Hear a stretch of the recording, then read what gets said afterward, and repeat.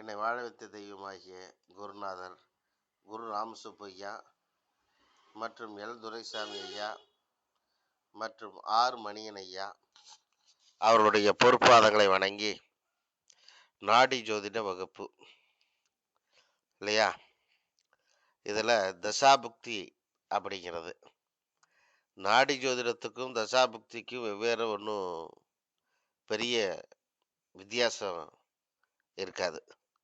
கொஞ்சம் டீப்பான சப்ஜெக்ட் இந்த தசாபுக்தியை பற்றிலாம் பேசுகிறது. நாடி ஜோதிடங்கிறது கொஞ்சம் மேலோட்டமாக பேசுகிற மாதிரி.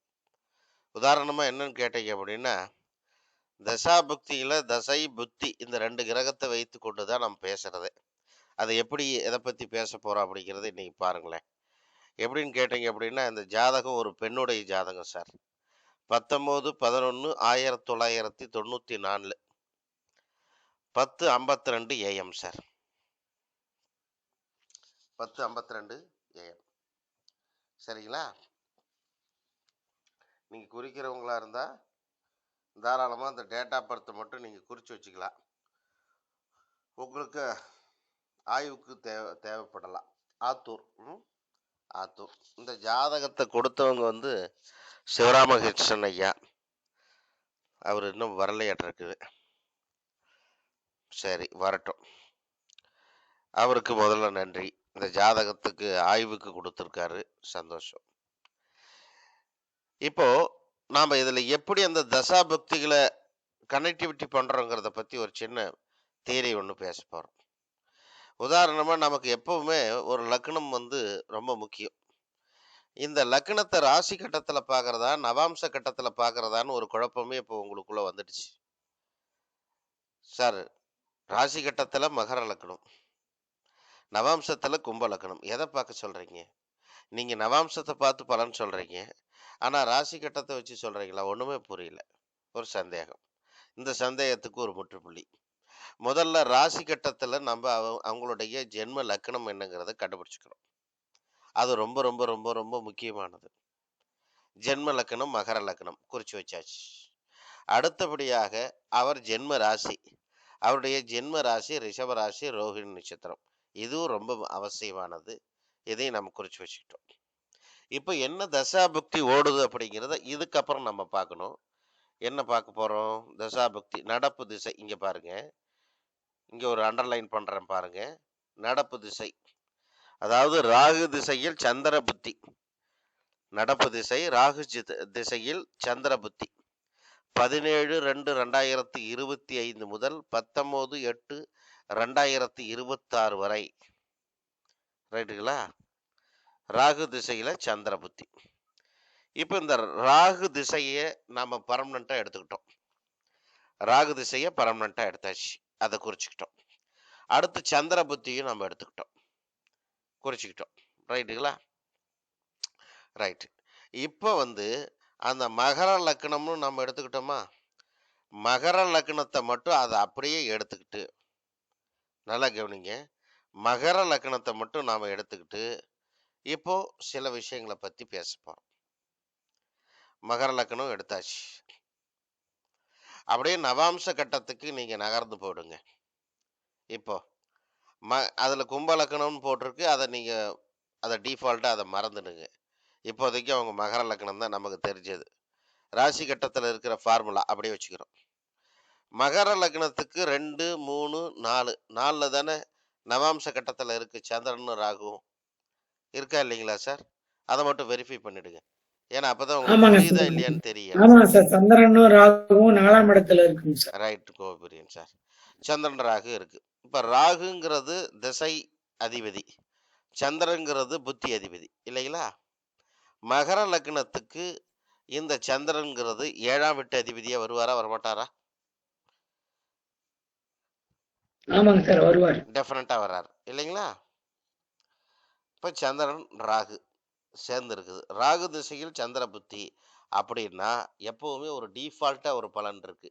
ராகு திசையில் சந்திர புத்தி என்பது அந்த மனிதனுக்கு எப்படிப்பட்ட மன நல பிரச்சனைகளை ஏற்படுத்தும். சைக்காலஜி ப்ராப்ளம், மென்டல் டிப்ரெஷன், தூக்கம் இல்லாமல் போகிறது, அதிகமாக கவலை ஆகிறது, அதிகமா பயம் ஏற்படுறது. ரைட்டுங்களா? இதெல்லாம் ஏற்படுமா ஏற்படாதுங்களா? ராகு திசையில் சந்திர புத்தி, சந்திர திசையில் ராகு புத்தி, இது ரெண்டுமே குழப்பமான மனநிலை.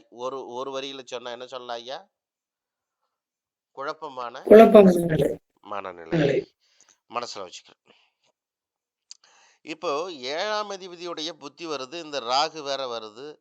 இப்போ அதனால என்னவா இருக்கும்? நம்மளுடைய சஸ்பெக்ட், நம்மளுடைய சந்தேகம் என்னவா இருக்கு? அப்ப நிச்சயமாக கலத்தர உறவில் ஏதேனும் சிக்கல் இருக்கிறதான்னு நம்ம கேட்கணும். கேட்கணுமா கூடாதுங்களா? கேட்கணுங்கய்யா. நிச்சயமா கலத்தர உறவுல சிக்கல் இருக்கா அப்படிங்கிறது கேட்டுக்கணும். அவங்க என்ன சொல்றாங்க? அதுக்கு பதில் ஆமாம் இருக்கிறது. கணவன் மனைவி இடையே பிரச்சனைகள் இருக்கிறது. இது வரைக்கும் நீங்க தெரிஞ்சுக்கிட்டீங்களா ஜாதகத்துக்கு? ரைட். இப்ப இத அப்படியே ஸ்டாப் பண்ணி வச்சுக்கிட்டு இப்போ அடிப்படை சில விஷயங்களுக்கு போயிட்டு திரும்ப வருவோம். இப்போ மகர லக்னம் ராசி கட்டத்துக்குள்ள வந்துடுங்க. மகர லக்னம், ரிஷபராசி, ரோஹிணி நட்சத்திரம். நான் ஏற்கனவே சொல்லியிருக்கிறேன், இந்த காதல் திருமணம், கலப்பு திருமணம், ஓடிப்போய் கல்யாணம் பண்றது அதிகமா ஒரு 6 நட்சத்திரங்களை பத்தி சொல்லியிருக்கேன். உங்களுக்கெல்லாம் ஞாபகம் இருக்குன்னு நினைக்கிறேன். மறுபடியும் கூட நான் ரிப்பீட் பண்றேன். ரோஹிணி, அஸ்தம், திருவோணம் சந்திரனுடைய நட்சத்திரங்கள் 3. ரோஹிணி, அஸ்தம், திருவோணம். அடுத்தபடியாக புனர்பூசம், விசாகம், பூரட்டாதி. அதிகமா லவ் மேரேஜ் பண்றவங்க யாரா இருக்கிறாங்க?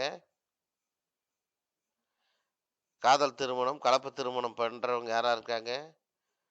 ஓடி போய் கல்யாணம் பண்றது யாரா இருக்காங்க? இந்த 6 நட்சத்திரங்களும் வருகிறது ஐயா. புரிஞ்சுதுங்களா? இது டிஃபால்ட்டா அதிகமா வருதுன்னு சொல்றேன். ஐயா 7ஆம் நட்சத்திரம் ஐயா 7ஆவது நட்சத்திரம் 6 நட்சத்திரம் தான் ஏங்கய்யா. ஆமா, சந்திரனுடைய நட்சத்திரம் ஐயா. குருவோட நட்சத்திரம், சந்திரனோட நட்சத்திரம். சரிங்க. 6 நட்சத்திரம். சரி. வருது. சரி. இப்போ நாம லக்ன ரீதியாக 7ஆம் அதிபதி இந்த ராசி கட்டத்துல லக்னத்திற்கு எத்தனாம் இடத்துல இருக்காங்க? 5ல் இருக்காங்க.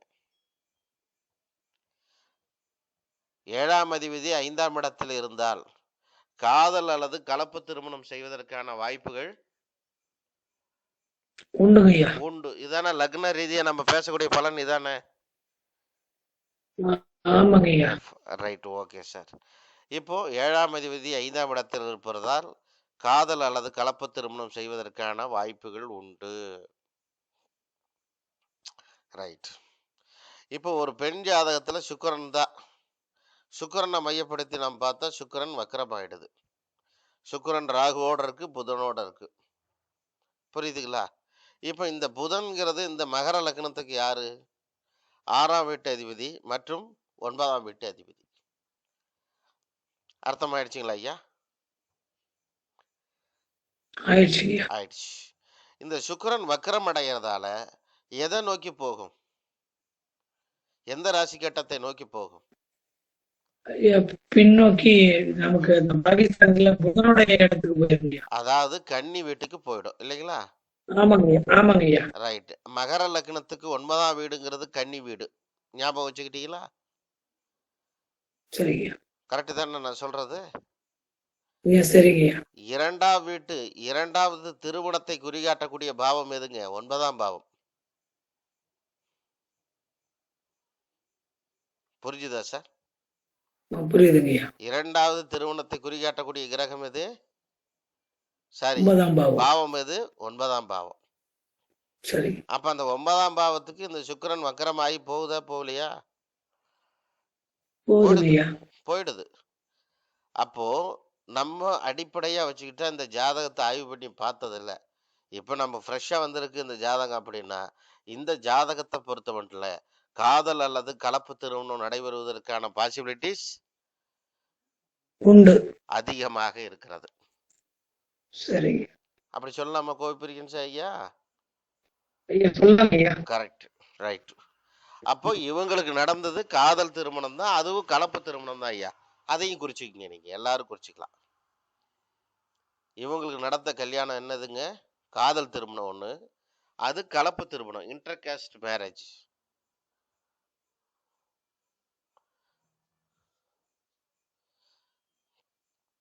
குறிச்சுக்கிட்டீங்களா? ரைட். ஒருவருடைய திருமண வாழ்க்கை சரியில்லாம போய்விடுவது, கட் ஆஃப் ஆகிறது, இந்த மாதிரி பிரச்சனைகள்லாம் ஏற்படுறது அப்படின்னா அது எதனால ஏற்படும்? பாவக ரீதியாக நம்ம பார்த்தா 2ஆம் இடம் நல்லா இருக்கணும், 4ஆம் இடம் நல்லா இருக்கணும் இல்லைங்களா? 2ஆம் இடமும் 4ஆம் இடமும் நல்லா இருக்கணுமா, இருக்கக்கூடாதுங்களா? டெஃபினட்டா இருக்கணும். லக்னத்திற்கு 2ஆம் இடத்தில் லக்னாதிபதி 2வது இடத்தில் இருக்கிறாரா இல்லைங்களா? இருக்கார். முடிஞ்சது. 4ஆம் வீட்டு அதிபதி 4ல என்ன கிரகம் இருக்கு? கேது இருக்கா இல்லைங்களா?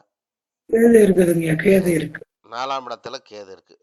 அப்ப சுகஸ்தானம் பாதிப்பாகுது. 4ஆம் இடத்துல கேது இருந்தா கூட்டு குடும்பத்துல வாழ முடியாதுன்னு அர்த்தம். குறிச்சு வச்சுக்கங்க. எந்த ஜாதகத்தில் 4ஆம் இடத்தில் கேது வந்தாலும் அவர்கள் கூட்டு குடும்பத்தில் இருப்பதற்கான வாய்ப்புகள் இல்லை, சாத்தியமே இல்லை. கூட்டு குடும்பம்னா அர்த்தம் புரியுதுங்களா? தாய், தகப்பன், மாமனார், குழந்தை, கூட்டாளி எல்லாத்தோடைய. இந்த பொண்ணுடைய ஜாதகத்துல 4ல கேது, நிச்சயமாக கூட்டு குடும்பத்துல இந்த பொண்ணு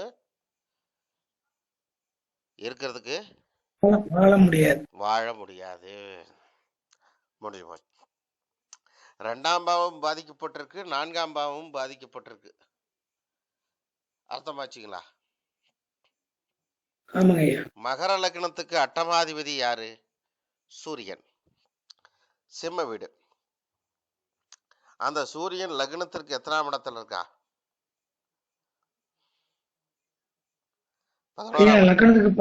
11ல போய் சேர்ந்திருக்கீங்க குருவோட சேர்ந்திருக்குங்களா? மகர லக்னத்துக்கு குருவும் நல்லது பண்ண மாட்டான். காரணம் என்ன? 3 12க்குரியவன். ரைட். 11ல பாவிகள் இருக்கிறதால ஒரு தப்பும் இல்ல. எப்பவுமே டிஃபால்ட்டா இதெல்லாம் எழுதிக்கங்க. 11ஆம் இடத்தில் அஷ்டமாதிபதியோ ரோகாதிபதியோ அல்லது விரையாதிபதியோ சேர்ந்தால் அது எந்த விதமான இன்னல்களையும் கொடுக்காது. 11ஆம் பாவம் என்பது அனைத்து தீமைகளையும் அடக்கி நன்மைகளை மட்டுமே செய்யக்கூடிய பாவமாக விளங்கும். 11 காரிய வெற்றி.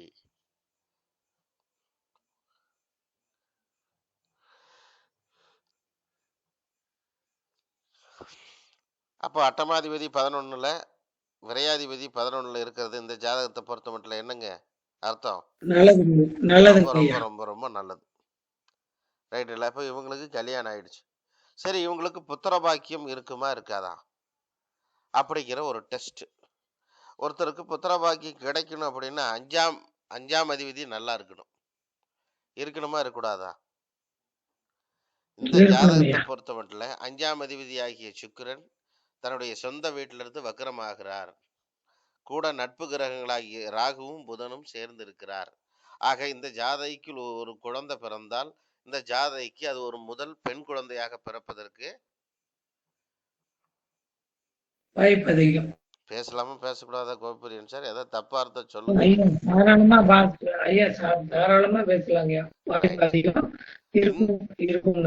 இந்த ஜாதகியை பொறுத்த மட்டும் ஒரு பெண் குழந்தை தான் சார். இவங்களுக்கு ஒரு பெண் குழந்தை உண்டு. குறிச்சுக்கிட்டீங்களா? இவங்களுக்கு ஒரு பெண் குழந்தை உண்டு. அப்ப இவங்க ஜாதகத்தை நம்ம அடிப்படையில் என்ன பார்த்தோம்? அடிப்படையில் மேரேஜ் எப்படி நடக்க போகிறது, அது காதல் திருமணம், நிச்சயிக்கப்பட்ட திருமணமா அல்லது அவங்களா முடிவு பண்ணுறாங்களா? அவங்களா முடிவு பண்ணாங்க. அது எந்த மாதிரி அவங்க கேஸ்ட்லேயே திருமணம் நடக்குதா இல்லை அதர்வைஸ் வேற எங்கேயாவது நடக்குதா? வேற பக்கம் காதல் மற்றும் கலப்பு திருமணமாக போயிடுச்சு. அந்த திருமண வாழ்க்கை எப்படி இருக்கிறது? இந்த திருமண வாழ்க்கைக்கு பாவ ரீதியாக பார்த்தால் நாம் 2ஆம் பாவத்தையும் 4ஆம் பாவத்தையும் ஆய்வு செய்ய வேண்டும். 2ஆம் பாவத்தில் சனி இருக்கிறார், 4ஆம் பாவத்தில் கேது இருப்பதனால் அங்கு 2-4 பிரச்சனை ஏற்படுகிறது. ஒண்ணுமில்லை சார். 4ஆம் அதிபதி யார்? சுகஸ்தானாதிபதி யாரு சார்? 4ஆம் செவ்வாய்ங்கய்யா. எங்க இருக்காரு அவரு? ஐயா அவர் போய் நீசமா 7ஆம் வீட்டுல 7ஆம் இடத்துல ஒரு இருக்கிறாருங்கய்யா, நீச்ச வீட்டுல கலசரகாரங்க இருக்காரு. வீட்டுல. நீச்ச வீட்டுல இருக்காரு ஆமாங்க. ஆமாங்க ஐயா. இல்லைங்களா ஐயா? ஆமாங்க ஐயா. ஆமா.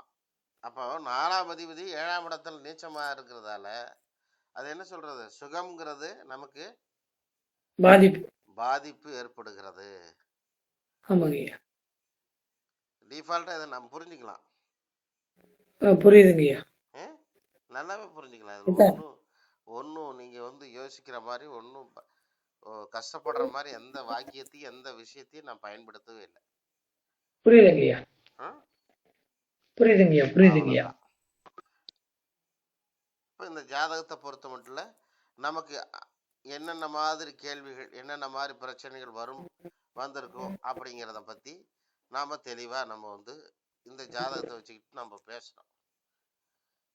பேசலாமா பேசலைங்களா? தாராளமா பேசலாம். மாமியானால பாதிப்பு குடும்பஸ்தானத்தில் சிரமமாயிருன்னு வந்துரும் நினைக்கிறேங்க. இதுல அப்படித்தானங்க எனக்கு 10 ராகு புத்தி, ராகு திசை. ஐயா மாமியானால 10ஆம் இடத்துல இப்ப ராகு திசையில சந்திர புத்தி நடக்கிறதுனால இந்த பொண்ணோட மாமியானால ஏதாவது சிரமங்கள் குடும்பஸ்தானத்தில் பாதிப்பு தரலாம். 10ஆம் இடத்துல இருக்கிறனால மாமியாங்கிற விஷயம் வந்துடலாங்க ஐயா. கணவரை பத்தி முதல்ல பேசிருங்க. இதுல ஐயா இதுல 7ஆம் அதிபதியா வரும்போது கலசரகாரனுடைய சந்திரன் உச்சமா இருக்கிறாருங்கய்யா. அது ஆமாங்க ஐயா. செவ்வாய் நீச்சமா இருக்காரு. ஆமா. 7ஆம் இடத்துல போய் நீச்சமா இருக்காரு. அதான் ஆயிலியத்திலேயே. கணவர் பாத்தீங்கன்னா எப்படி சொல்லிக்கிற அளவுக்கு ஒன்றும் பெரிய டெவலப்மெண்ட் இருக்காருங்க ஐயா. செவ்வாய் நீசம்னாவே கொஞ்சம், அதாவது இளமையில பெரிய வளர்ச்சி இல்ல, ஒரு 40 வயசுக்கு 45 வயசுக்கு மேலதான் வளர்ச்சி அதிகமா, அந்த மாதிரியான ஒரு சூழல் இருக்கும். நிறைய கஷ்டப்படக்கூடிய அமைப்பு இருக்கும். அந்த மாதிரி எடுத்துக்கலாம் ஐயா. ஐயா வணக்கம் ஐயா. ஐயா மன்னிக்கவும், லேட் ஆயிடுச்சு. பாத்துட்டேங்க ஐயா. சரி, இப்போ இந்த ஜாதகத்துக்கு என்ன பேசணும்னு உங்களுக்கு தெரியாது. நான் ஒரு வரியில எல்லாத்தையும் சொல்லிடுறேன். அப்புறம் வீடியோ நீங்க பார்த்தா புரிஞ்சிடும் உங்களுக்கு. திருமண வாழ்க்கை எப்படி, திருமணம் முதல்ல எப்படி நடந்திருக்கும், அது காதல் திருமணமா கலப்பு திருமணமாங்கிறத பத்தி சொல்லியிருக்கிறோம். அது காதல் திருமணமாகவும் இருக்கும், கலப்பு திருமணமாகவும் நடந்திருக்க வாய்ப்பு உண்டுன்னு பேசணும். இவங்களுக்கு ஒரு பெண் குழந்தை இருப்பதற்கு வாய்ப்புகள் உண்டுன்னு பேசியிருக்கோம். திருமண வாழ்க்கையில் ஏதாவது பிரச்சனை இருக்குதாங்கிற பேசியிருக்கிறோம். பிரச்சனைகள் இருக்கணும், இருப்பதற்கான வாய்ப்புகள் உண்டுங்கிறத பேசியிருக்கோம். ரைட்டுங்களா? இப்போ அவருடைய கணவரை பத்தி பேசிக்கிட்டு இருக்கிறோம். இந்த ஜாதகியுடைய கணவர், இவங்களுக்கு வரக்கூடிய கணவர் எப்படிப்பட்டவர், அவருடைய குணநலன்கள் என்ன அப்படிங்கிறத பத்தி பேசிட்டு இருக்கிறோம்.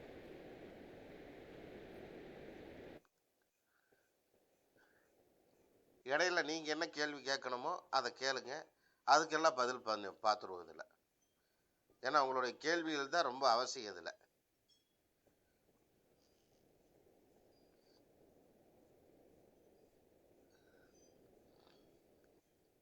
சொல்லுங்க ஏழுமலை சார், நீங்க சொல்லுங்க. அவர் ஐயா கேட்பாரு, நீங்க சொல்லுங்க இப்போ. ஆமா ஐயா, அதான் அந்த செவ்வாய் நீசமா இருக்கு. அதே மாதிரி பாத்தீங்கன்னா இந்த பெண்ணுக்கு சுகஸ்தானம் பாதிச்சிருக்கு, நல்ல கேது இருக்கு. அப்புறம் சுக்கிரன் வக்ரமாகிறது, ராகுவோட சேர்றது, இதெல்லாம் பாத்தீங்கன்னா கணவர் ஒன்னும் சொல்லிக்கிற அளவுக்கு இப்போதைக்கு வளர்ச்சி இல்லை அப்படின்னு தான் எடுத்துக்க முடியும். இப்ப தசா புத்தி பாத்தீங்கன்னா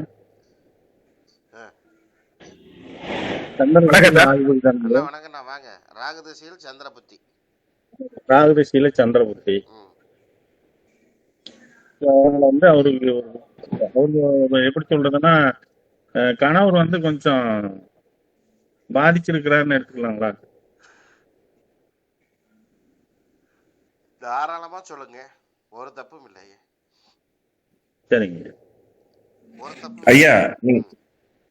ஐயா நீங்க சொன்ன மாதிரி 5ஆம் இடம் காதல் ஐயா.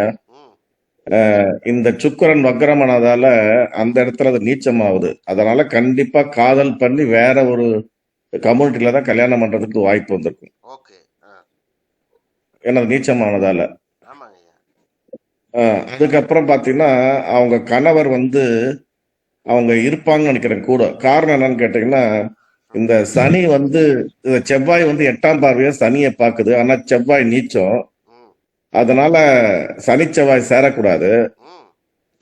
நீச்ச சனிக்கு செவ்வாய்க்கு வந்து பவர் போயிடுச்சு. போயிடுச்சு. அதனால அவர் வந்து வீட்டுல இருந்திருப்பாரு. பட் இந்த லேடி ஒருவேளை ஏதாவது தவறுகள் பண்றதுக்கு வாய்ப்பு இருக்குது. காரணம் என்னன்னா 10ல ராகு புதன் அந்த சேர்க்கை சுக்கிரனோட ஆ. வக்கரமா இருந்தாலும் சில காலம் இங்க வரும் திருப்பி அந்த குரு இது சுக்கிரன் ஆ. கொஞ்ச நாள் அங்க போய் இங்க வரதால தவறு பண்றதுக்கும் வாய்ப்பு இருக்குன்னு நினைக்கிறேன் ஐயா. என்னன்னா தொழில் பாத்தீங்கன்னா அஸ்தங்கம் ஆயிடுச்சு. அந்த இடத்துல 11 நல்லா இருக்குன்னு சொன்னீங்க. அந்த கெட்ட கிரகங்கள் எது இருந்தாலும் ம். சனி பகவான் வந்து பாக்குறாரு 10ஆம் பார்வையா. ம். அதனால தொழில் ஓரளவுக்கு இவங்களுக்கு லேடிக்கு இருக்கும்னு நினைக்கிறேன். நல்ல தொழில் எதுனா ஆ. எனக்கு தெரிஞ்சது அவ்வளவுதான் ஐயா. நன்றி ஐயா. ரைட். ரொம்ப சந்தோஷம். நன்றி ஐயா. நல்ல கருத்துக்கள், நல்ல அற்புதமான கருத்துக்கள். வேலையில் இருக்காங்க, சம்பாதிக்கிறாங்க. புரியுதுங்களா? ஓகே ஐயா. நன்றி ஐயா. ம். நன்றி. இப்போ 7ஆம் அதிபதி 5ல் இருக்கு அப்படின்னா, ஏன் அவங்க வீட்டுக்காரர் தனி போடக்கூடாது? பேச மாட்டேங்கிறீங்களா ஒருத்தர்? ஏன் ரேஸு லாட்ரி சீட்டுக்கெல்லாம் போகக்கூடாதா? போலாம். 7ஆம் 5ஆம் அதிபதி இடம் தான் அந்த 7ஆம் அதிபதி 5ன்னா அப்போ 7ஆம் வீட்டு அதிபதினா கணவர் தான் 5லன்னு அர்த்தம். அப்போ 5ங்கிறது என்ன? 5ல் இல்லாத ஆட்டமே கிடையாது.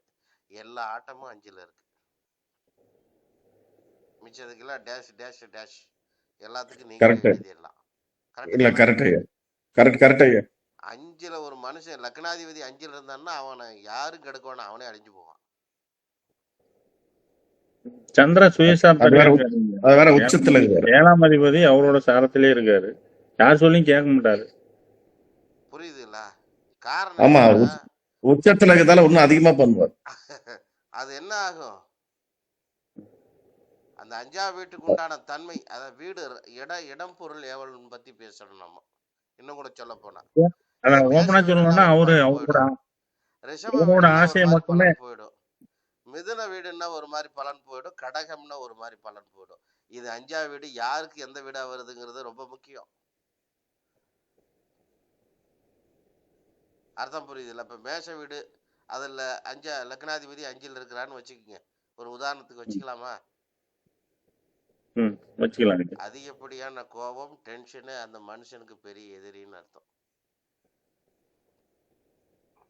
ஓகே. இது சுக்கிரனோட வீடா இருக்கிறதுனால அவர் சந்தோஷம், அவர் சந்தோஷத்தை மட்டுமே, அதுதான் மத்ததெல்லாம் டேஷ்ன்னு சொன்னேன். அவரோட சந்தோஷம் மட்டுமே மெயினா பாப்பாரு. அவ்வளவுதான். மத்தவங்களை கவனிக்கிறதுல எந்த ஒரு ஈடுபாடும் இருக்காது. அவ்வளவுதான். சரிங்க.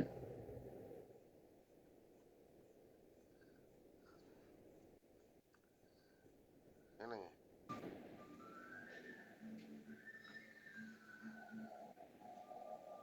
சொல்லலாம், மத்தவங்க சொல்ல. யாரும் இடையில கேட்டாங்களா? ஐயா ஏதாவது பேசினாரா? சிவராமகிருஷ்ணன் ஐயா ஏதாவது கேட்டாங்க? இல்லைங்க, நீங்க சொல்றதை கேட்டுக்கிட்டே இருக்கிறேன்.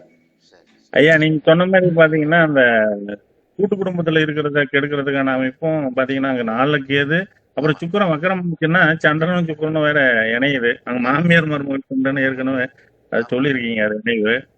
அந்த அமைப்புல வந்து அவங்க மாமியார் கூட ஒத்து போக மாட்டாங்க. இவங்க வந்த உடனே பிரிச்சுக்கிட்டு தான் போவாங்க. தனி கொடுத்தனும் போறதுக்கான ஒரு வழி தான் பார்ப்பாங்க. ஆமா. இரண்டாவது உங்களுக்கு சுபஸ்தானத்துல பாத்தீங்க சனி வந்து 3வது பார்வையா கேதுவை பாக்குது. அதனால கண்டிப்பா குடும்பம் நல்லா இருக்கிறதுக்கு வாய்ப்பு இல்லைன்னு நினைக்கிறேன். ஏன்னா சனி கேது சேர்க்கை இருக்கக்கூடாது. இருந்தா சன்னியாசி யோகம் மாதிரி அவங்க தனிமையில தான் இருக்கணும். ரைட்டுங்க ஐயா. ரைட்டுங்க ஐயா. ரைட். நல்ல கருத்து. நன்றி.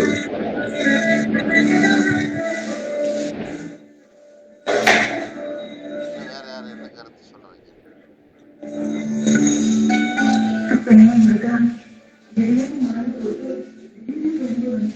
ஏதோ சத்தம் வருது.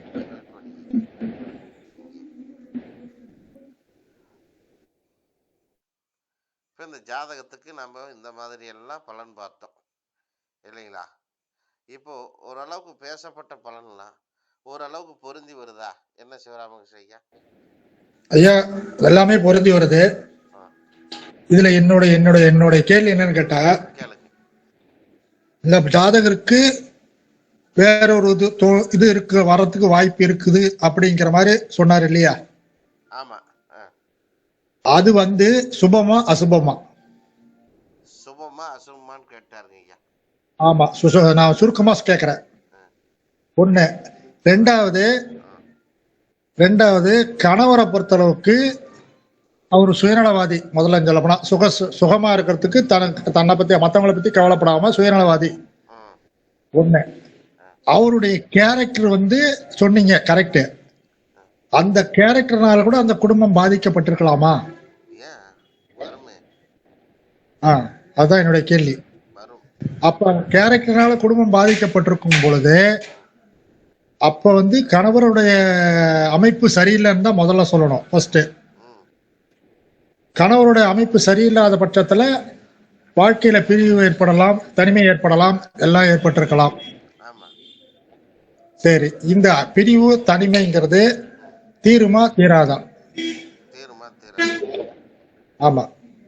என்ன ஐயா இப்போ வந்து கேட்டாங்க, இது எப்போ தீரும்னு கேட்டாங்க. நடப்பு திசை ராகு திசைன்னு சொல்லியாச்சு. இங்கே பாருங்க, கீழே நான் விரிவாக்கமாக கொண்டு வந்துடுறேன் இந்த ராகு திசையை பற்றி. இங்கே கீழே பாருங்க ஐயா, ராகு திசையில் இப்போ என்ன போயிட்டு இருக்குன்னு சொன்ன ஐயா? சந்திர புத்திங்க, சந்திர புத்தி. ராகு திசையில் சந்திர புத்தி இல்லைங்களா? ஆமாங்க ஐயா. இங்கே பாருங்க, ராகு திசையில் சந்திர புத்தி. அடுத்து ராகு திசையில் என்ன வருது? செவ்வாய் வருது. செவ்வாய் வருது. ராகு இந்த திசை ராகுதிசை முடிகிறவர்களுமே பாதிப்புகள் இருக்குங்க ஐயா. சொல்லுங்க ஐயா. ராகு திசை முடிகிறவர்களுமே இருக்குங்க ஐயா. ராகு திசை முடிகிற வரைக்குமே இந்த பாதிப்புகள் இருக்கு. ஆமாங்க ஐயா. ராகு அது திசை பாத்தீங்கன்னா முடியாம ஒன்றும் பண்ண முடியாதுன்றீங்க. பண்ண முடியாதுங்க, பண்ண முடியாது. ஆமாங்க ஐயா. ஒரே பேச்சு. ராகு தசை முடிகிற வரைக்குமே அந்த பிரச்சனை இருக்கு சார். அதை மென்டல் ப்ரெஷர் இருக்கும். இல்ல, மென்டல் ப்ரெஷர் இருந்துகிட்டே இருக்கும். மென்டல் ப்ரெஷர் இருக்கும். ஏன்னா அடுத்த தசை வரக்கூடிய அடுத்த புத்தி வந்து ராகு செவ்வாய். ஆமாங்க ஐயா. அதனால அந்த மென்டல் ப்ரெஷர் இருந்துகிட்டு இருக்கும். இப்போ ராகு செவ்வாய்னா கனெக்டிவிட்டி பண்ணிங்க. மகர லக்னத்துக்கு 4ஆம் வீட்டு அதிபதி, 11ஆம் வீட்டு அதிபதி, 11ஆம் வீட்டு அதிபதி. இன்னொரு விஷயம் சொல்லலாங்க ஐயா. இந்த ராகு ஒரு இந்த செவ்வாய் புத்தி வந்து கல்யாணத்தை ஏற்படுத்தி வைக்கிறதுக்கு வாய்ப்புகள் உண்டு. புரியுதுங்களா? சரிங்க. 4-11 கூடையவன் 11 அடுத்த கல்யாணம், ரெண்டாவது ஒன்றுக்கு மேற்பட்ட திருமணம். ஆமாங்க ஆமாங்க திருமணம். அதான் நமக்கு அடுத்த திருமணம் போயிடுச்சுன்னா 4-11 வேலை செஞ்சா சந்தோஷம் தானே. 4-11 ஏன் ஒரு வீடு கூட வாங்குறது, ஏன் ஒரு சொத்து வாங்குறதுன்னு வச்சுக்கிங்க.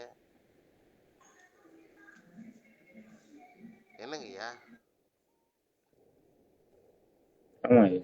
அந்த மாதிரி வைக்கலாங்க ஐயா, தப்பு இல்ல. 4-11 இன்வெஸ்ட்மெண்ட் கூட சொல்லலாம். ஆமா, இன்வெஸ்ட் பண்ணதானுங்க. எல்லாமே சொத்து சேர்றது, இடம் வாங்குறது, பூமி வாங்குறது, இப்படி உண்டுங்க ஐயா. அப்படி கொண்டு வரலாம் இல்லைங்க ஐயா? கொண்டு வரலாங்க ஐயா, கொண்டு வரலாம். கேது கடனப்பட்டு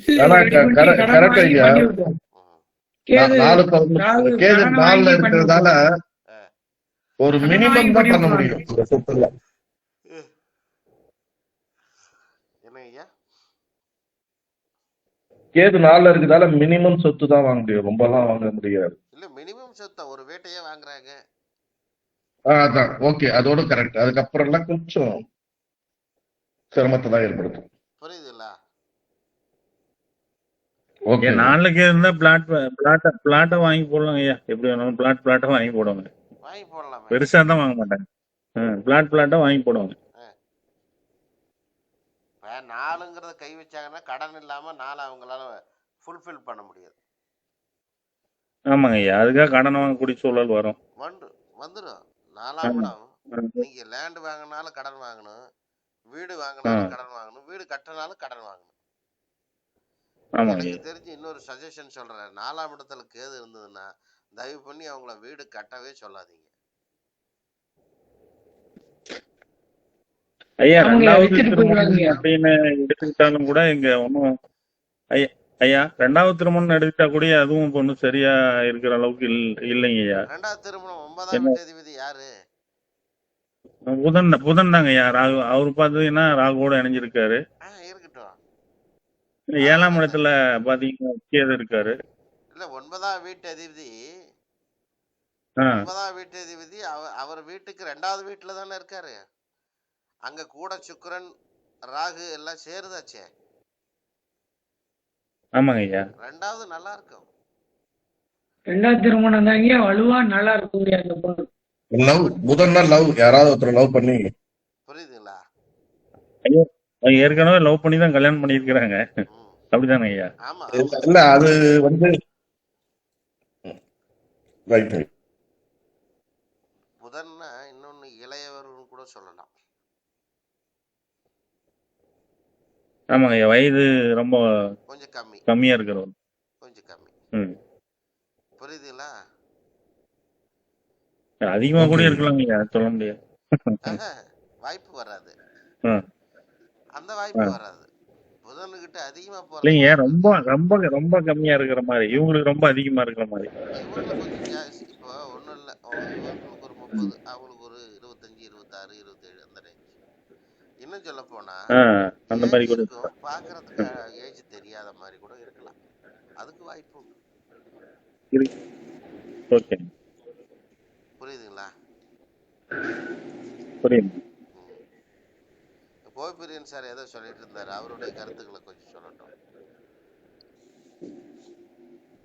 சார் நான் என்ன நினைச்சேன்னா சார் இதுல இருக்கிறதுல அந்த 2வது திருமணம் தான் சார் வலுவா இருக்குன்னு என்னோட கருத்துங்க சார். என்ன காரணம் அப்படின்னா நமக்கு அமைப்பு 11ஆம் அதிபதி குரு சூரியன் மாந்தி இருக்கிறது ஒரு சிறப்புங்க சார். ம்.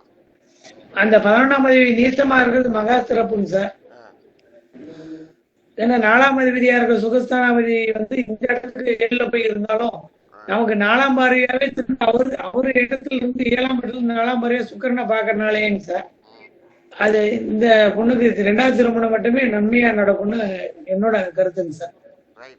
இந்த ராஜசை சந்தர்ப்பத்தில் பிரிவை கொடுத்து திருமண உறவில் அது 2ஆம் இடத்துல நல்லது 2வது திருமணத்தை நல்லது பண்ணிடும்னு விதிங்க சார். அதே மாதிரி சுக்கிரனோட புதன் ராகு இது சேர்ந்து இருந்தாலும் இளையவரை தான் திருமணம் பண்ணுவாங்க சார். ஊரை விட்டு மாறி போய் திருமணம் பண்ணுவாங்கன்னு விதி இருக்கு. இடமாறு தந்து பண்ணணும்னு அமைப்புங்க. சூப்பர். வெளிநாடு கூட வரலாங்க ஐயா. வரலாமே, ஆமாங்க ஐயா. வாய்ப்பு இருக்கு. நன்றி ஐயா. நன்றி ஐயா. நன்றி நன்றி ஐயா, நல்ல கருத்து. சிவராமகிருஷ்ண ஐயா, ஐயா கேட்டுட்டு இருக்கீங்க. இப்போ இல்லை, என்ன பதில் இன்னும் வர வேண்டியது என்ன இருக்கு? இல்ல இல்ல, இப்ப இந்த பொண்ணோட ஜாதகத்துல வந்து செவ்வாய்ங்கிறது நீச்சம் ஆயிடுச்சு. ஆ. அப்ப நீச்ச செவ்வாயா இருக்கும் பொழுது ஆ. அடுத்து வரக்கூடிய கணவர் மட்டும் நல்லவரா இருப்பாருன்னு எப்படி சொல்ல முடியும்? சரி, ஓகே, சொல்லுங்க. ஒண்ணு. ரெண்டாவது, இப்ப செவ்வாயின்னு எடுத்துட்டா சகோதரனையும் எடுத்துக்கலாம். ம். சகோதரன் போது நீச்சம், அவரும் நீச்சம் தான். ஆ. அவரு எந்த வகையில உபயோகமா இருப்பாரு, உபயோகம் இல்லாம இருப்பாரு. ஆ. ஒண்ணு. ரெண்டாவது, இன்னொன்னு, இந்த பிரச்சனைகள் தீர்வு ஏற்படாமல், இப்போ இருக்கிற பிரச்சனைகள் தீர்வு ஏற்படாமல் மறு திருமணங்கிறது வாய்ப்பு இப்போதைக்கு கிடையாதுங்கிறது என்னுடைய கருத்து.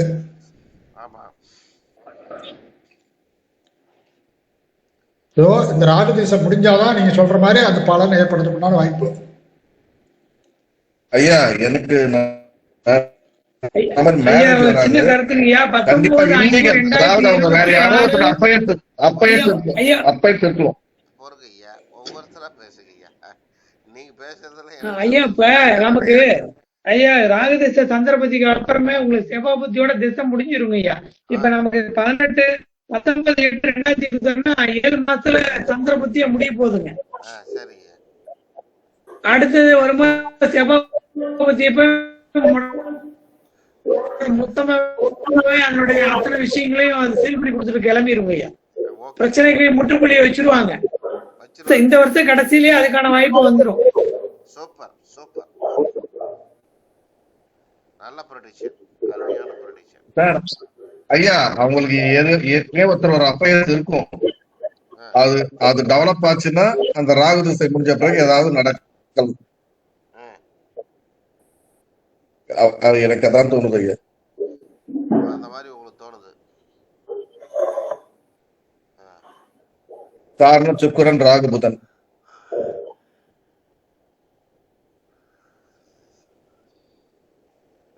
ரைட்டுங்களா சிவராமகிருஷ்ணன் ஐயா?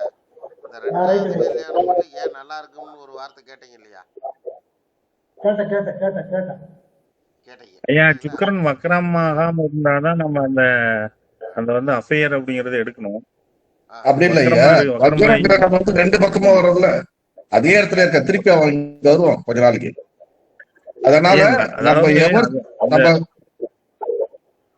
இன்னொரு விஷயம் என்னங்க, என்ன ஐயா, இப்ப பாத்தீங்கன்னா ஒரு கணவர் வந்து அவரோட இது வந்து பாத்தீங்கன்னா மோசமான ஒரு சூழல் தான் இருக்கு. ஐயா சொன்ன மாதிரி 5ஆம் இடத்துல போய் அங்க சந்திரனோட சாரத்துல இருக்கு, செவ்வாய் நீசமா இருக்கு. இதெல்லாம் 11ஆம் இடத்துல பாத்தீங்கன்னா செவ்வாய்க்கும் சூரியனுக்கும் தொடர்பு வருது. 7ஆம் அதிபதிக்கும் சூரியனுக்கு அந்த தொடர்பு வருது. இதெல்லாம் பார்க்கும்போது கணவர் ரொம்ப வந்து தவறு பண்ணனதுனால இப்படி மாறக்கூடிய வாய்ப்புன்னு கூட நம்ம எடுத்துக்கலாம். 2வது திருமணம் கூட எடுத்துக்கலாம். ஆனா அஃபையருங்கிறது எப்படி இதுல இருக்கிறது? ஐயா எப்பயுமே ராகு சுக்கிரன் இருந்தாவே கண்டிப்பா இருக்கும். அது வந்து ராகு சுக்கிரன் வந்து வக்ரமாகாம இருக்கணும்ல, பலனை மாத்திக்கணும்ல. நீங்க அந்த கண்டென்ட் எடுத்துக்கூடாது. வக்ரம் வந்து சில மாதங்கள், அதாவது நான் தப்பு செய்யும்போது 2 நாள் தான் தப்பு செய்வேன், வருஷம் ஃபுல்லா பண்ண மாட்டேன்னு சொல்லுமா? அப்படி இல்லைங்கய்யா. அப்ப அந்த வக்ரம் மாத்திக்கும் இல்லையா? அதாவது அது வக்ரம் இங்கே இல்லையா, எப்பவுமே பின்னோக்கி போனா முன்னோக்கி வரணும்ல ஐயா. 2வது திருமணம் கூட பண்ணிக்கலாம் நியாயமான முறையில, அதாவது டைவர்ஸ் வாங்கிட்டு பண்ணிக்கலாம் அப்படின்னு கூட எடுத்துக்கலாம்ல. எடுக்கலாம் ஐயா. நான் என்ன சொல்றேன்னா வக்ர கிரகம் திருப்பி அந்த இடத்துக்கு வருமா வராதா, அவ்வளவுதான் கேள்வி.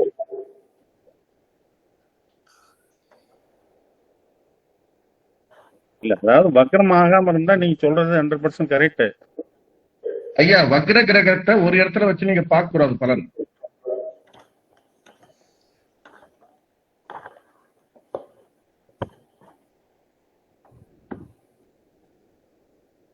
அதாவது வக்கர கிரகத்துக்கு ஐயா, வக்கர கிரகத்தை பொறுத்தவரையில இரட்டை தன்மை உண்டுன்னு அர்த்தம். சரிங்களா? 2 விதமான குணங்கள், 2 விதமான சிந்தனைகள், 2 விதமான எண்ணங்கள். சரிங்களா? சரிங்க. வக்ரம் ஆனாலுமே போய் அதை நீச்சமான வீட்டுல உட்காந்துக்கிறாரு, பலம் ரொம்ப குறைஞ்சு போயிருது இல்லைங்க. இல்ல அதாவது 2வது திருமணம் அப்படி கூட பண்ணி சூழ்நிலையால டைவர்ஸ் வாங்கிட்டு. ஏழுமலை சார், ஐயா சொல்லுங்க ஐயா. வக்கர ஒரு கிரகம் வக்கரமாயி நீச்ச வீட்டுக்கு போனா அதுக்கு நீச்சமெல்லாம் கிடையாது. ஒரு கிரகம் வக்கரம் பெற்றால் அந்த கார கிரகம் மிக மிக வலிமையாகவே செயல்படும். ஓகேங்க. சரிங்களா? சரி, 100% ரைட் ஐயா. நல்ல பவரா இருக்கும். ரைட், செம பவரா இருக்கும். இந்த சுக்கிரன் வக்ரம் இல்லாத இருக்கிற தவறை காட்டிலும் வக்ரம் வரும்போது இன்னும் அதிகமா பண்ணும். நியாயத்துக்கு போனா சுக்கிரன் வக்கரம் இல்லாம இருந்துட்டு இருந்தா கூட பிரச்சனை இருக்காது. ஆனா கரெக்டா சொல்றீங்க ஐயா, ரொம்ப ஜாஸ்தியா இருக்கும்.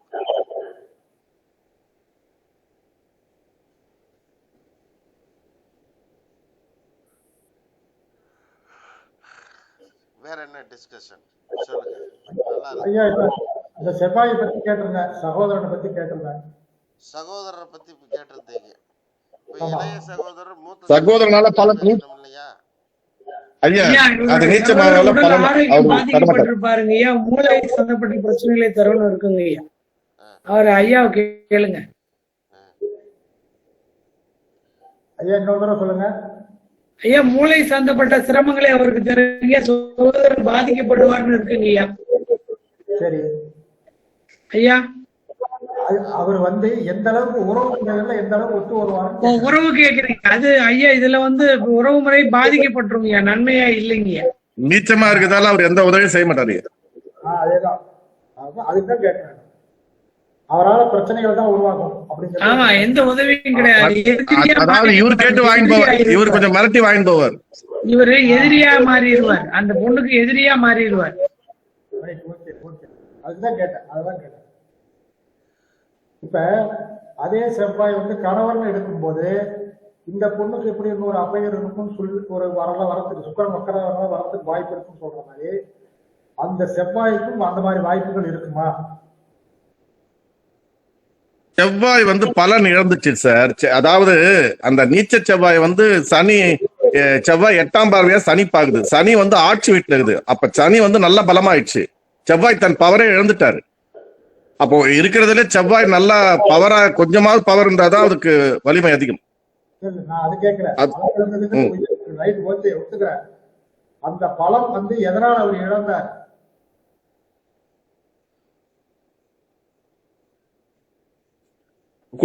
குடிச்சு தண்ணி அடிச்சு நல்ல கேரக்டர் இல்லாத ஐயா. நிறைய நீங்க சொல்லக்கூடிய நடவடிக்கைகள் இருக்கலாம். தப்பான நடவடிக்கை அது மாதிரி இருக்கிறதால தண்ணி அடிச்சிருக்கலாம், சிகரெட் அடிச்சிருக்கலாம், சீட்டாட்டம் ஆடி இருக்கலாம், தவறான பழக்க வழக்கங்கள் இருக்கலாம், பெண்களோட ஏதாவது தொடர்பு ஏற்பட்டிருக்கலாம். அதான் அவர் நீச்சமானதால எல்லாமே நடந்துக்கலாம். அதுதான் கேட்டேன், அதுதான் அந்த பாயிண்ட் தான் கேட்டேன். ஒரு பாயிண்ட் மட்டும் எடுத்துக்கூடாது, எல்லா வகையிலும் எடுத்துக்கலாம் இல்லையா? கரெக்ட் ஐயா. அதுதான் நான் கேட்டேன். சரி, இப்போ நான் ஒரு சின்ன கருத்துக்களை சொல்லுவோம் உங்களுக்கு. சின்ன கேள்வி, நான் இன்னொரு கேள்வி கேட்கிறேன். கேளுங்க ஐயா. இப்ப இந்த பொண்ணுக்கு இன்னொரு பொண்ணு இருக்கு, இந்த பொண்ணுக்கு ஒரு பொண்ணு இருக்கு. அப்படி இருக்கும் பொழுது அதனுடைய வாழ்க்கை, பின்னிட்ட வாழ்க்கை பின்னால இந்த அதாவது ஜாதகிக்கு ஏதாவது பிரச்சனைகள் வருமா? சமாளிக்க முடியுமா? ஏதாவது இடையூறுகள் ஏற்படுமா? அப்படி எதுவும் ஏற்படுறதுக்கு வாய்ப்புகள் இல்லை ஐயா. அதான் கேட்டேன். காரணம் என்னன்னு சொல்றேன் கேளுங்க. சொல்லுங்க. பெண் கிரகங்கள் சேர்ந்துதான் இருக்கு. சரி, பெண் கிரகங்கள் சேர்ந்தா இருக்கு, சேர்க்கை இருக்கிறது. சுக்கரனுடைய வீட்டுல ஏதோ சந்திரன் இருக்காரு, சுக்கரனுடைய வீட்டுல சுக்கரன் இருக்கு, புதன் இருக்கு, ராகு இருக்கு. மேக்சிமம் சுக்கரன் பெண் கிரகம், புதன் பெண் கிரகம், சந்திரன் பெண் கிரகம். இப்ப இந்த பெண்ணை சுத்தி அதிக பெண்கள் தான் இருப்பாங்கன்னு அர்த்தம். அர்த்தம் புரியுதுல? எப்பவுமே ஒண்ணு தெரிஞ்சுக்கணும், நமக்கு வந்து ஒருத்தர் சப்போர்ட் பண்ணுவாரா, நமக்கு யார் உதவி செய்வார் அப்படிங்கறத நீங்க தெரிஞ்சுக்கணும். அப்படின்னா ஒரு கிரகத்திற்கு முன்னும் பின்னும் என்ன கிரகம் இருக்குன்னு பார்க்கணும். உதாரணமா இந்த ஜாதகியை பத்தி பேசணும்னா லக்னம் என்ன? மகர லக்னம். லக்னாதிபதி யாரு? சனி. அந்த சனிக்கு முன்னும் பின்னும் கிரகம், அதாவது சனிக்கு 12ல எந்த கிரகமும் இல்லை, 2லயும் எந்த கிரகமும் இல்லை, சனிக்கு 5வது வீட்டிலையும் எந்த கிரகமும் இல்லை, 9வது வீட்டுல எந்த கிரகம் வருது? சுக்கிரன், ராகு மற்றும் வருதுங்களா? ராகுங்கிறத நீங்க விட்டுடுங்க. நீங்க சுக்கிரன் வச்சுக்கீங்க, புதன் வச்சுக்கீங்க, இது எல்லாமே பெண் கிரகம். புரியுதுங்களா? இப்ப சுக்கிரன்ங்கிறத உறவு முறையில அத்தைய சொல்லாம சொல்லக்கூடாதா? அத்தை கூட இவங்க நல்லா பேசுறாங்களா? அத்தைங்கிற உறவே இல்ல. அப்ப புதன் ஏன் ஃப்ரெண்ட்ஸ்ன்னு சொல்லக்கூடாது? அதிகமா ஏன் அவங்களை சுத்தி ஃப்ரெண்ட்ஸ் இருக்கக்கூடாதா? இருக்கலாம். ரைட்டுங்களா? இதை தவிர வேற யாரும் அவங்க கூட இருக்கிறதுக்கான வாய்ப்புகள் இல்ல. சனிக்கு நேர் 7ல பாருங்க, கிரகம் இல்ல. இல்ல. அப்போ இந்த ஜாதகியை பொறுத்த மட்டும் இல்ல, இதுக்கு உறவுகள் அப்படிங்கிறத பார்த்தோம் அப்படின்னா இவ்வளவுதான். புரியுதுங்களா? அவ்வளவுதான் விஷயம். நன்றி ஐயா. இப்போ நீங்க சகோதரனை பத்தி பேசுனீங்க. சகோதரனுக்கு உண்டான கிரகம் செவ்வாய். ஆமா. செவ்வாய்க்கு முன்னு பின்னு ஏதாவது கிரகம் இருக்கா? இல்ல. செவ்வாய்க்கு 5ல் என்ன கிரகம் வருது பாருங்க. சூரியன் வருது மற்றும் குரு வருகிறது ஆமா. இல்லையா? ஆமா. அப்ப குருங்கிறது யாரு? சூரியன்கிறது அப்பான்னு வச்சுக்கோங்க. சரி. எட்டி எட்டி உதைச்சாலும் எப்படியாவது அவனை திருத்தன்னு அலையிறது தான் அப்பாவுடைய வேலை. ஏன்னா சூரியன் குரு சேர்ந்து இருக்கு. ஆமா. அப்ப சூரியன் குரு சேர்ந்திருந்தா ஏன் அவங்க அப்பா ஒரு சமுதாயத்துல அந்தஸ்து மிக்கவரா இருக்கக்கூடாதா? வாய்ப்பு இருக்குங்க. ஏன் ஒரு பேர் புகழோட இருக்கக்கூடாதுங்களா? இருக்க வாய்ப்பு இருக்கு. இவருக்குன்னு ஒரு மரியாதை இருக்கக்கூடாதா? கண்டிப்பா. இங்க செவ்வாய் தான் நீச்சம். அப்ப அதுதான் நீச்சமான வேலையெல்லாம் செய்யும்னு அர்த்தம். ஒரு கிரகம் நீச்சமானா என்ன அர்த்தம்னா அது கிட்டத்தட்ட அந்த நீச்ச சம்பந்தமான வேலையிலேயே ஈடுபடுதுன்னு அர்த்தம். புரியுதுங்களா? எல்லா ஆக்டிவிட்டிஸும் அப்படிதான் இருக்கும். நான் சொல்றது புரிஞ்சுக்கிட்டீங்களா? உங்களால புரிஞ்சுக்க முடியுதா? புரியுதுங்க. ஏதாவது மறைச்சு சொல்ற மாதிரி இல்லை. நான் ஓப்பனா என்ன பாலகிருஷ்ணன் ஐயா ஏதாவது ஓப்பனா பேசணுமா? பேசுங்க ஐயா, தப்பு இல்லையா, ஜோதிடம் தான் ஐயா, சொல்லுங்க ஐயா. அதாவது நீச்சம்னா எந்த கேடுகட்ட வேலையும் செய்வான்னு அர்த்தம். அதான். ஓகே, சூப்பர் ஐயா. எந்த எல்லைக்கும் போக தயார்.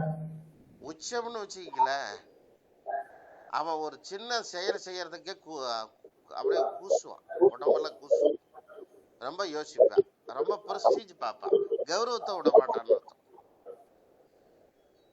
புரியுதா புரியலீங்களா சார்? ஓகே ஐயா, ஓகே ஐயா. அந்த பெண்ணுக்கும் அவங்க கணவனுக்கும் 2 பேருக்கும் பார்க்கும்போது பொருளாதாரத்துல பெண்ணு தான் நல்லா வசதியா இருப்பா ஓரளவுக்கு. ஆனா அவங்க கணவர் கணவரை காட்டிலும் பெண்ணுக்கு நல்ல வசதி வாய்ப்புகள் நல்லா இருப்பாங்க. அவங்க இருந்தா ஒரு அடுக்குமாடி குடியிருப்புல இருக்கிறதுக்கு வாய்ப்புகள் உண்டு. புரியுதுங்களா? சூரியன் 11 இல்ல அதெல்லாம் நான் சொல்லவே இல்லை. அவங்க அடுக்குமாடி குடியிருப்புல இருப்பாங்க. அது லக்னாதிபதி எங்க இருக்காரு? நகரத்துல. லக்னாதிபதி கும்பத்துல இருக்காரு. கும்பத்துல இருக்கிறார் சாரி, ஆட்சி. ஆமா, மேல. லக்னாதிபதி கும்பத்துல. கும்பங்கிறது என்ன ராசி? அது ரகசிய ராசி. அவ்வளவுதானா? காற்று ராசி. ஐயா கும்பம் ஐயா காற்று. கோபுரம் ஐயா கும்பம். அதான் அடுக்குமாடி உயரத்துலதான் இருக்கணும். ஆமாங்க ஐயா. லக்னம் மகர லக்னம், ரைட்டுங்களா? ஆமாங்க ஐயா. அதுவே ஓகே, புரிஞ்சுதுங்களா? ஓகே, நிறைய பேசலாம்.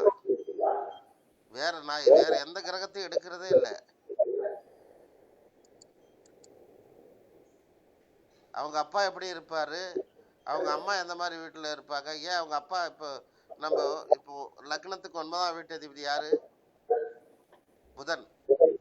அதான் 9ன்னா அப்பா தானே. அப்ப புதன் ராகு சுக்கிரனோட சேர்ந்து இருக்கா இல்லையா? ஐயா வலுவா இருக்காங்க ஐயா, வருமானத்தோட இருக்காங்க ஐயா, புகழோட இருக்காரு, காசு வரும்னு அர்த்தம், நல்லா சம்பாதிப்பாருன்னு அர்த்தம். அருமையான காசு, ரெகுலர் காசு உண்டுங்க ஐயா, வருமானம் உண்டுங்க ஐயா. புரியுதுங்களா? அந்த புதன் சுக்கிரன் ராகு எல்லாம் சேர்ந்து இருக்கிறதால நிச்சயமா அவரே ஒரு மாடி வீடு இருக்கணும்னு அர்த்தம். புரிஞ்சுதுங்களா? ஓகே, இப்படித்தான் நம்ம பேசுறது.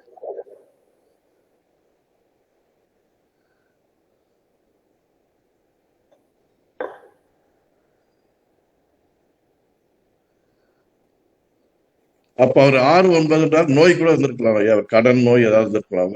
வடக்கு 6க்கும் 9க்கும் ஒரே வீட்டு அதிபதி. அதான், அதனால அவருக்கு நோய் கடன் வழக்கு. நிச்சயமா வேலைன்னு வேலையிலேயே தான் போவாருன்னு அர்த்தம். ஓகே. 6, 9 கனெக்டிவிட்டி அப்படின்னா தாய் இல்லாமல் நான் இல்லைங்கிற மாதிரி, வேலை இல்லாம நான் இல்லைங்கிற மாதிரி, சும்மா ஒரு இடத்துல உட்கார மாட்டாருன்னு அர்த்தம்.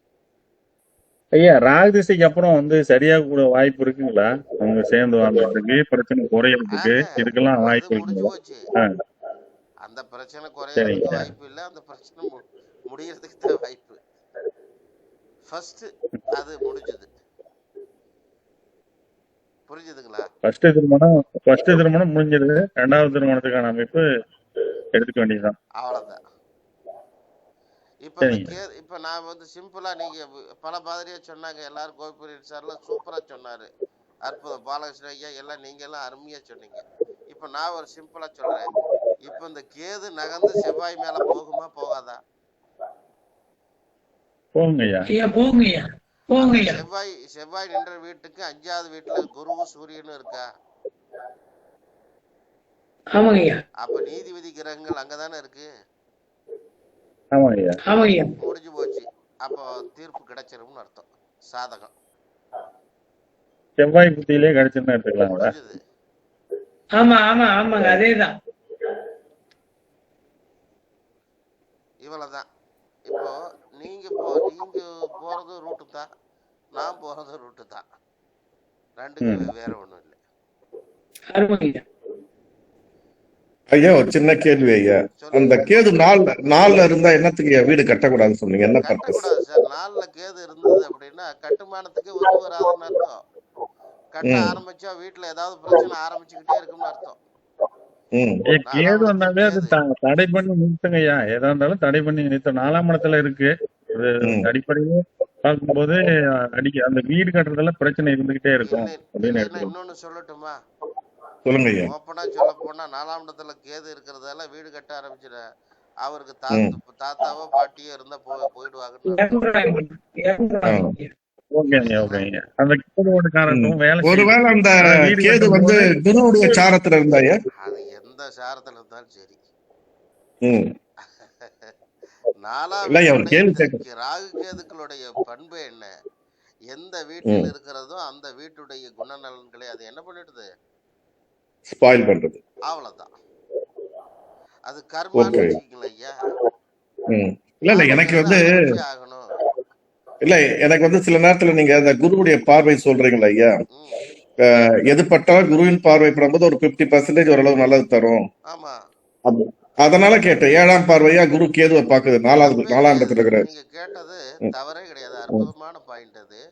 இப்ப கேதுவை குரு பார்க்குது சார். நாம தான் குரு பார்த்தா நல்லதுன்னு சொன்னீங்க, எல்லாம் சொன்னீங்க. இப்போ குருவே பாத்துக்கிட்டு இருக்கு. ஆனா கேதுடைய இது இருக்கு, ஆனா தொடக்கூடாதுங்கிறீங்க. என்ன சார் அர்த்தம்? அது மட்டும் இல்லாம இன்னொரு பாயிண்ட் சொல்லிடுறேன் ஐயா. அந்த கேது வாங்கின சாரம் குரு சாரம் இருந்தாலும் அது புஷ்கர வம்சபாதம். சந்தோஷம். வலிமையா இருக்குதுன்னு வச்சுக்கலாமா? ஆமா. ஒரு கிரகம் வலிமையா இருந்தா அதோடைய பலன் என்ன ஆகும்? அதாவது தீய கிரகங்கள் வலிமையா இருந்தா என்ன பலன் கொடுக்கும்? சுபகிரகங்கள் வலிமையா என்ன பலன் கொடுக்கும்? தீய கிரகம் வலிமையா இருந்தா இன்னும் கொஞ்சம் கெட்டு போயிடும். அப்ப நீங்க புரிஞ்சுக்க வேண்டியது அதுதானே. ஓகே, நன்றி. புஷ்கரண வம்சம் வாங்குறதுல உங்களுக்கு என்ன பிரச்சனை என்ன இருக்குது? இல்ல ஒருவேளை தடுக்குமா அப்படின்ற ஒரு கேள்வி வேற. 4ஆம் இடத்துல கேது இருக்குன்னா ஆசிரமம் கட்டி பாருங்களேன், நல்லா இருக்கும். கட்டலாம். அருமையா இருக்குங்க. ஓகே ஐயா. நீங்க ஊட்ட கட்டி உள்ள போகணும்னு தான் சிக்கல். இப்ப குருவுடைய பார்வை அது கேட்டீங்க, அதுக்கு பலன் சொல்லிடுறேன் நானு. குருவுடைய பார்வை இருக்குது அப்படின்னா தெய்வத்தோடைய அனுகிரகம் இருக்குதுன்னு அர்த்தம். கட்ட ஆரம்பிச்சதுல இருந்து 1000 பிரச்சனைகள் இருந்தாலும் நிச்சயமா நீங்க கட்டி முடிப்பீங்கன்னு சொல்லலாம். இவ்வளவுதான் சொல்ல வேண்டியது. சூப்பர் ஐயா, நன்றி ஐயா. வேற ஒண்ணும் நம்ம சொல்றதுக்கு இல்ல. என்ன பொறுத்தவரைக்கும் மேக்ஸிமம் மினிமம் நான் என்ன பண்ணுவேன், டச் பண்ணாத போயிடுன்றேன். ரைட் ஐயா. அது ஏன் போயிட்டு நிம்மதி. அவன் என்ன பண்ணுவான்னா போய் டச் பண்ணுவாங்க, பிரச்சனை வரும். உடனே என்ன சார் தொட்டம் முடிஞ்சு போச்சு சார். சரிங்க, நன்றிங்க. புரியுதுங்களா ஐயா? ஓகே ஐயா, நன்றி. அவ்வளவுதான். நன்றி.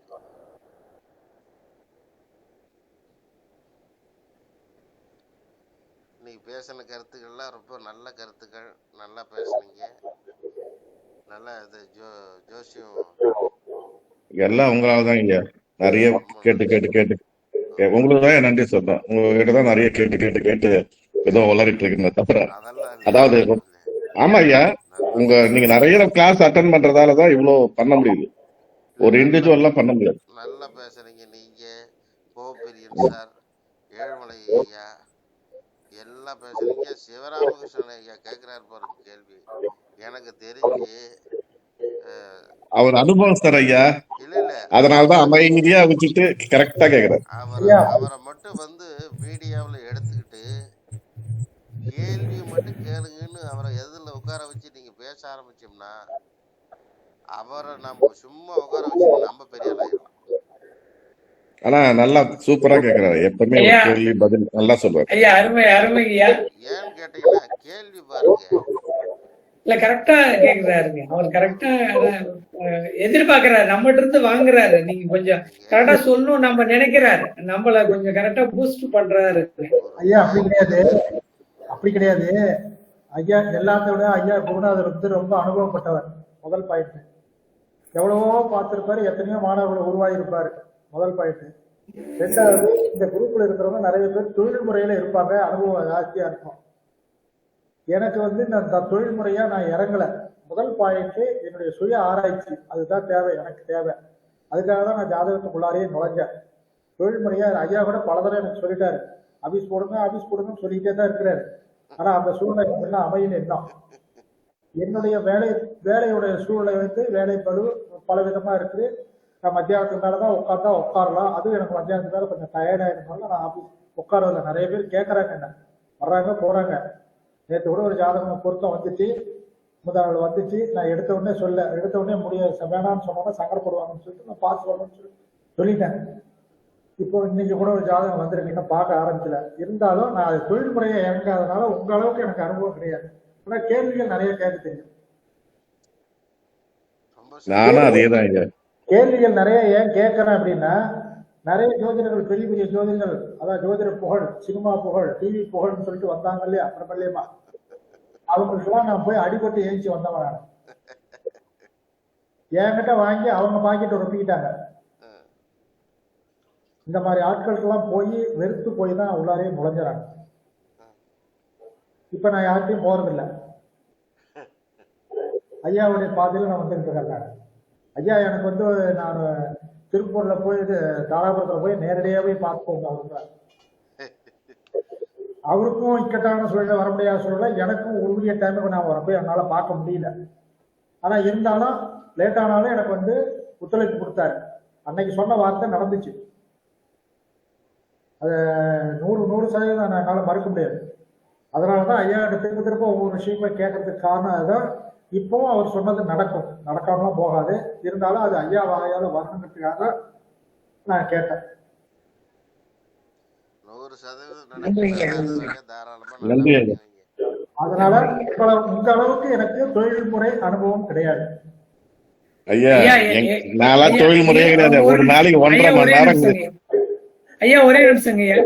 ஐயா இப்ப நாளைக்கு ஒரு நல்ல நிகழ்வுங்க ஐயா. இவங்க எல்லாரும் ஐயாவுக்கு ஒரு வாழ்த்து சொல்லுங்க. நாளைக்கு காலையில எஸ்கே ஆன்மீக யூடியூப் ஆஸ்ட்ரோ ஆன்மீக சேனல்ல ஐயா பேச போறாருங்க. நம்ம குருநாதர் சத்திவேல் ஐயா பேச போறாருங்க.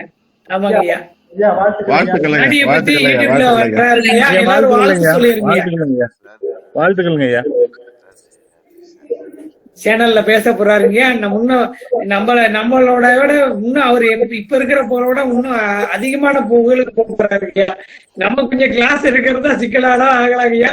இருக்கிற வரைக்கும் எல்லாரும் நல்லபடியா அவரை பயன்படுத்திக்கிட்டா நல்லதுங்கய்யா. எந்த கிளாஸ் தவறாம எல்லாரும் பயன்படுத்திக்கங்க. எல்லாரும் ஜாயின் பண்ணிருங்க. இனிமே அவரோட புகழ் வேற மாதிரி மென்மேலும் உயர்ந்து பெரிய லெவல் உள்ள போயிருவாருங்கய்யா. இறைவன் அவருக்கு நல்ல புகழை கொடுக்கட்டும் ஐயா. நன்றி. எல்லாரும் நம்மளா இருக்கோங்கய்யா. நன்றிங்கய்யா. நன்றிங்கய்யா. ஐயா உங்களுக்கு நல்ல வாழ்த்துக்களுங்க. நல்லபடியா உங்க யூடியூப் சேனல் வேலைகளை பண்ணி விட்டுங்க. நன்றி. நன்றி ஐயா. மீண்டும் உங்க கருத்து நல்லதா. நன்றி ஐயா. நன்றி. நன்றி. நன்றி. வாழ்க வளமுடன் ஐயா.